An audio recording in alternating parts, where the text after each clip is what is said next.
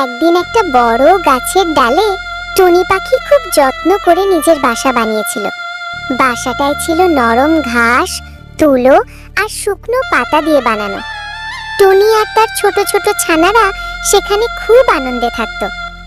একদিন হঠাৎ করে একটা কাক ফাঁকে থেকে বলে, ও কি এই সুন্দর বাসা!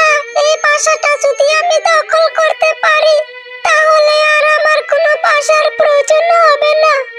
যে করে হোক আমাকে এই বাসাটা দখল করতেই হবে। বাচ্চারা, শুনছো কি? তোমরা এখানে থাকো, আমি তোমাদের জন্য খাবার নিয়ে আসি।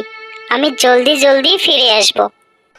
একই দেখছি, টুনি তো চলে গেল। যাই, এই সুযোগে যদি আমি কিবা একটা করতে পারি, আগে যেয়ে দেখি কি হয়, তারপরে দেখা যাবে।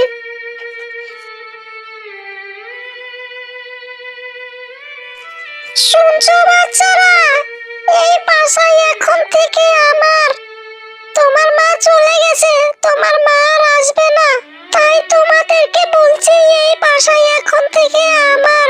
তোমরা এখান থেকে চলে যাও।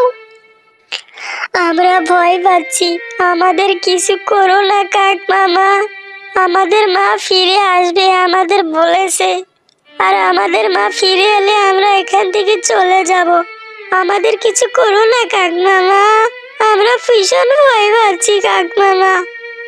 আর সেই সময় টুনি চলে এলো, আর কাক ভয় পেয়ে সেখান থেকে চলে গেল। আর তারপর তারা সুখে দুঃখে সংসার করতে থাকে। প্লিজ ভিডিওটা ভালো লাগলে লাইক সাবস্ক্রাইব করতে ভুলবেন না, আর সব সময় আমাদের পাশে থাকবেন। ধন্যবাদ।